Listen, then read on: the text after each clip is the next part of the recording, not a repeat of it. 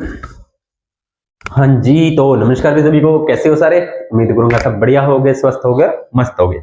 जैसा कि आप सभी को पता ही है, क्या पता है सर, 1 महीने से क्लास से नहीं आ रही ना, तो थोड़ा सा भाई फैमिली में फंक्शन थे, तबीयत इशू हो गया, ऊपर से स्टूडियो सेटअप में थोड़ा प्रॉब्लम हो गई थी, तो टेक्निकल कुछ मतलब बहुत से रीजन की वजह से क्लासेस नहीं आ पाई है। ठीक है, मैं पूरा प्रयास करूंगा। आपके नजदीक में एग्जाम है तो वो आपको मैं उसी के आधार पर मैं आपको ये जो अपना टॉपिक चल रहे हैं वो सीरीज में दोबारा से अपने शुरू करेंगे।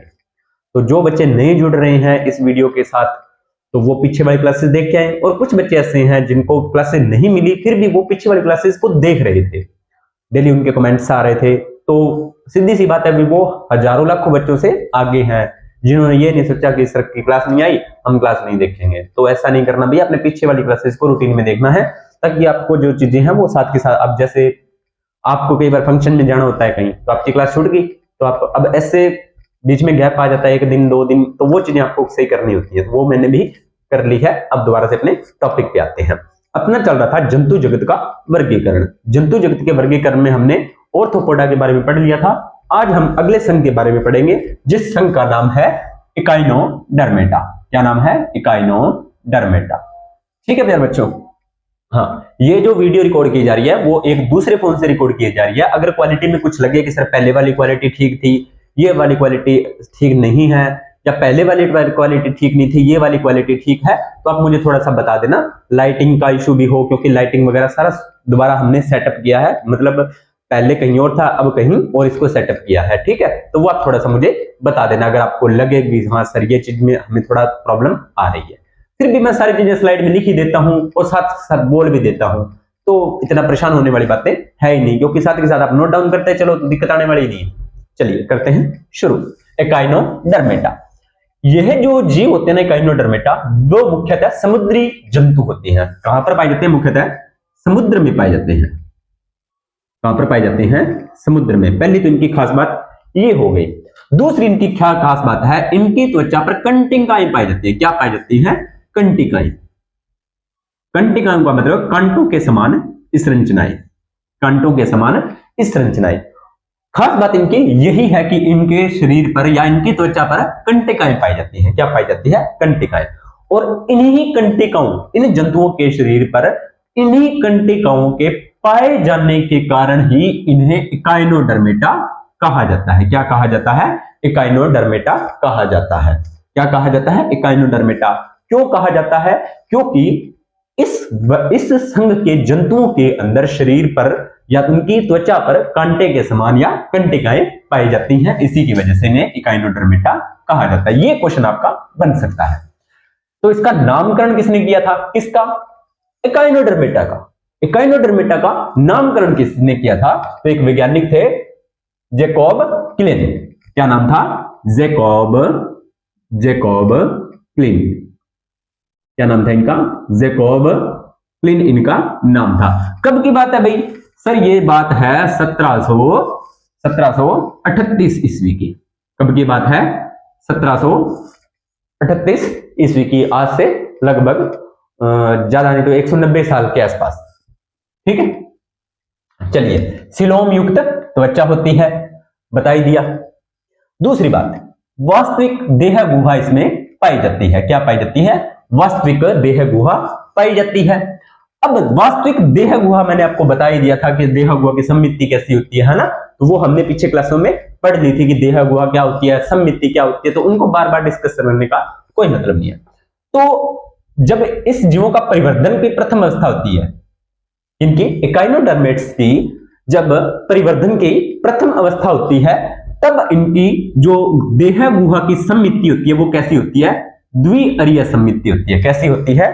द्विअरीय सममिति। ध्यान रखना प्यारे बच्चों, इसने बोला है कि जब इकाइनोडर्मेट्स के जंतु होते हैं, जब वो परिवर्धन कर रहे होते हैं, परिवर्धन यानी कि अपने शरीर को बढ़ा रहे होते हैं, ठीक है, जैसे निषेचन के बाद वाली अवस्था होती है, निषेचन के बाद जब वो वयस्क शिशु के रूप में या वयस्क एक जरायुज के रूप में बनते हैं, तब उसकी जो पूरी प्रोसेस होती है या उसका जो टाइम पीरियड होता है उसको परिवर्धन अवस्था बोलते हैं। तो परिवर्धन का जब फर्स्ट चरण होता है या जो प्रथम अवस्था होती है, उस प्रथम जो अवस्था होती है उसके अंतर्गत जब देह गुहा होती है, क्या होती है उसके अंतर्गत, जब उसके अंतर्गत देह गुहा होती है तो उसकी जो सममिति होती है, उस समय के अंदर जो देह गुहा होती है उसकी जो सममिति होती है वो कैसी होती है, द्विअरीय सममिति होती है। लेकिन क्या हो जाता है जब जीव पूर्णतः वयस्क अवस्था में आ जाता है, कब, जब जीव वयस्क अवस्था में होता है, कब, जब वयस्क अवस्था में होता है तब इसकी सममिति हो जाती है अरीय सममिति। कैसी हो जाती है, अरीय सममिति। ये एक इंपॉर्टेंट बात है क्योंकि मैंने सारी की सारी बातें यहां पर इंपॉर्टेंट लिखी है, कोई भी एक्स्ट्रा चीज मैंने नहीं लिखी, जहां से क्वेश्चन बन सकता है वो चीजें मैंने लिखी हैं। ठीक है, चलिए आगे बात करते हैं। इनमें अन्य 3 तंत्र का निर्माण होता है, किसमें, देह गुहा में। देह गुहा में 3 अन्य तंत्रों का भी निर्माण होता है, ये भी एक इंपॉर्टेंट बात है। इसने बोला है कि इस देह गुहा के अंदर एक अन्य 3 प्रकार के तंत्र बनते हैं। कौन कौन से होते हैं, एक होता है जलवाहक तंत्र, दूसरा होता है हिमल तंत्र और तीसरा होता है पेरिहिमल तंत्र। कौन कौन सा होता है, पहला होता है जलवाहक, दूसरा हिमल और तीसरा पेरिहिमल। ठीक है, ये 3 बातें आपको ध्यान में रखनी है, ये तीनों तंत्र आपको ध्यान में रखनी है। अब ये जलवाहक तंत्र क्या होते हैं, हिमल तंत्र क्या होते हैं और पेरिहिमल तंत्र क्या होते हैं, जब मैं आपको 11th-12th की बायोलॉजी करवाऊंगा उसमें मैं आपको डिटेल से करवा दूंगा। हाँ, वहां पर मैंने ये चीजें करवा भी दी है, सॉरी भाई, वहां पर मैंने ये चीजें करवा भी दी है। पेट्रियोराइड नामक छिद्र युक्त पट्टिका शरीर में जल प्रवेश करवाती है। यानी जलवाहक तंत्र में एक पेट्रिपोराइड, कौन सी, पेट्री, ध्यान से देखो, इसने बोला है कि जलवाहक तंत्र के अंदर एक मेट्रिपोराइड नामक छिद्र युक्त, यानी कि छिद्र युक्त एक पट्टिका होती है जिसमें जल प्रवेश करता है, जिससे शरीर जल में प्रवेश करता है। ठीक है, आगे हिमल तंत्र और पेरिहिमल तंत्र। उसके बाद में एक संरचना और होती है जिसे बोलते हैं नलपाद। क्या बोलते हैं, नलपाद। छोटी छोटी खोखली रचनाएं होती हैं, जलवाहक तंत्र से ये जुड़ी रहती हैं। अब जलवाहक तंत्र से नलपाद भी जुड़ा रहता है, ये छोटी छोटी खोखली रचनाएं होती हैं जो जल तंत्र से जुड़ी रहती हैं। अब इन नलपादों का कार्य क्या होता है, तो वो होता है प्रचालन, भोजन ग्रहण और श्वसन। ये इनके 3 कार्य होते हैं, बस, और कोई खास बात इनकी नहीं है। कुंडलित आहार नाल। कुंडलित आहार नाल का मतलब है जैसे जो हमारी आहार नाल होती है ना, जो हमारी आहार नाल होती है वो भी कुंडलित आहार नाल ही होती है। आपने कभी देखा होगा 10th की जब आपने बायोलॉजी की होगी, है ना, या 12th की आपने बायोलॉजी की होगी, या छोटी क्लासों में भी आपने पाचन तंत्र पढ़ा होगा, तो हमारी जो छोटी आंत होती है ना वो हमारे पेट के अंदर इस तरह से मतलब आपस में उलझी हुई सी होती है। ठीक है, वैसे नहीं उलझी हुई होती, लेकिन वो आपस में इस तरह से एक जैसे अपनी रस्सी को लपेट कर रख देते हैं ना, उस टाइप से कुछ होती है। ठीक है, तो उसी प्रकार की इनके अंदर भी वैसे ही आहार नाल होती है। उत्सर्जन तंत्र इनके अंदर अनुपस्थित होता है। क्या होता है, उत्सर्जन तंत्र इनके अंदर नहीं पाया जाता। तंत्रिका तंत्र पाया तो जाता है लेकिन अल्प विकसित होता है। तंत्रिका तंत्र का मतलब जैसे ब्रेन हो गया, ठीक है, तंत्रिका तंत्र यानी कि नर्वस सिस्टम होता है, वो इसके अंदर पाया तो जाता है लेकिन कम विकसित होता है। नर व मादा इसके अंदर अलग अलग होते हैं। एकाइनोडर्मेट्स के जितने भी जंतु होते हैं उनमें नर और मादा अलग अलग पाए जाते हैं। अब यहां पर एक कॉमन सेंस लगाने वाली बात है, अभी नर और मादा अलग अलग हैं तो सीधी सी बात है ये लैंगिक जनन करेंगे, है ना। लैंगिक जनन करते हैं तो कौन सा जनन करते हैं, ये लैंगिक जनन करते हैं, और लैंगिक जनन के दौरान इनके अंदर अंतःनिषेचन पाया जाता है। क्या पाया जाता है, अंतःनिषेचन। अंतःनिषेचन बता दिया क्या होता है, मादा शरीर के अंदर जो आपका नर होता है वो मादा शरीर के अंदर अपने स्पर्म को भेजता है। ठीक है, उसके बाद में परिवर्धन प्रत्यक्ष होता है, लार्वावस्था बनती है। इनकी खास बात एक और है कि इनके अंदर पुनरुद्भवन की क्षमता पाई जाती है।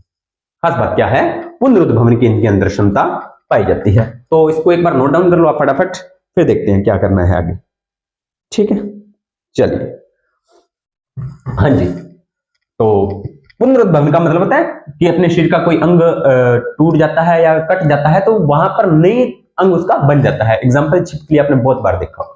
ठीक है, तो इसके कुछ एग्जाम्पल्स आपको याद रखने हैं जहां से क्वेश्चन बन सकता है, तो फटाफट याद कर लेना। तारा मछली, ठीक है, कभी मौका मिला तो मैं आपको ये सारे दिखाऊंगा। कभी मौका मिला जब अपने जब तक आपके तो ये जब आप कंपटीशन की तैयारी कर रहे हो तो ना आपको इनको देखने की जरूरत नहीं होती, लेकिन जब आप 11th में या 12th में होते हो वहां पर प्रैक्टिकल्स आपको करवाए जाते हैं, वहां पर ये सारे जीव आपको दिखाए होते हैं। ठीक है, वहां पर दिखाए होते हैं। कभी मुझे मौका मिला किसी लैब में जाने का, या कभी भी मैं आपके लिए ये चीजें करता हूँ भी, किसी कॉलेज में जहाँ पर मैं पढ़ाता हूँ या जिस स्कूल कोचिंग, अगर वहां पर ऐसा कुछ होता है तो मैं वहां पर प्रयास करता हूँ कि मुझे आपको वीडियो रिकॉर्ड करने का मौका दिया जाए और मैं आपको वो चीजें दिखा सकूं। ठीक है, तो तारा मछली, इसके बाद में है ब्रिटल स्टार।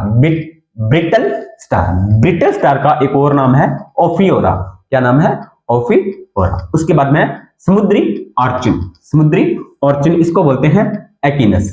ठीक है, समुद्री खीरा, कुकुमेरिया, थायोन, एंटीडोन। एंटीडोन को बोलते हैं फादर स्टार। क्या बोलते हैं? Father star. इसके बाद में एस्टेरियस, तारामीन आकृति, और यानी कि तारे के समान इसकी आकृति होती है। यहां पर आपका होता है एकाइनोडर्मेटा कंप्लीट। ठीक है, ये तो निम्न मतलब छोटे एक प्रकार के संघ थे, वो सारे मैंने आपको करवा दिए। अब अपना जो मुख्य संघ रहेगा, जहां से ज्यादा क्वेश्चन बनते हैं, वो है कोर्डेटा। ये अपने पढ़ेंगे कल, प्रयास करेंगे किसको। वैसे तो अगर इस तरह से करना फिर तो जितनी क्लासें इसकी बनी है, यहां तक बनी है, उतनी क्लासें इस अकेले की बन जाएगी। मैं प्रयास करूंगा आपको एक क्लास में करवाने का, एक या दो क्लासेस में करवाने का मैं प्रयास करूंगा। तो अगर आपको जानकारी अच्छी लगी होगी तो वीडियो को लाइक कर देना, शेयर कर देना और कमेंट्स कर देना। ठीक है, उसके बाद में एक दो बातें आपको मैं कहना चाहूंगा कि रेलवे एएलपी के 2026 के दोबारा फॉर्म ओपन हो चुके हैं। 10,000 प्लस वैकेंसीज हैं, तो अपनी तैयारी को कंटिन्यू करें भाई। जिनने बीटेक या 10th के बाद आईटीआई की हुई है वो बच्चे फॉर्म अप्लाई कर सकते हैं। लो विजन, कलर ब्लाइंडनेस या जो पीएच कैंडिडेट है वो शायद नहीं कर सकते, खास ब्लाइंड और लो विजन वाले तो नहीं कर सकते। कलर ब्लाइंड जिनको आंखों की प्रॉब्लम है वो बच्चे इसमें अप्लाई नहीं कर सकते। अनदर कैटेगरीज के वो आप सिटीज वगैरह देख लेना, या जब मुझे मौका मिला तो मैं आपको सारी बातें कंफर्म करके बता दूंगा। ठीक है, 4th ग्रेड के आपको पता ही है, डीवी चल रहे हैं, मेडिकल होने वाले हैं, और जिनका भी डीवी हुआ है कुछ जानकारी चाहिए उसकी भी मैंने एक वीडियो बना दी थी। मुझे मौका नहीं मिला, मैंने डीवी करवाया था कि मैं आपको सारी जानकारी दूं, पर इसके लिए क्षमा चाहूंगा भी मुझे मौका नहीं मिला। आगामी भर्ती के लिए जो भी मुझे इंफॉर्मेशन होगी वो मैं आपके साथ साझा करूंगा। ठीक है, तो उम्मीद करता हूं जानकारी अच्छी लगी होगी। अगर जानकारी अच्छी लगी हो तो वीडियो को लाइक करना, शेयर करना और कमेंट करना। कैसी लगी महीने के बाद, एक महीने के बाद की क्लास, उसका थोड़ा सा एक्सपीरियंस शेयर करना, और कुछ कमी हो तो मुझे दोबारा बताना। ठीक है, तो धन्यवाद सभी का।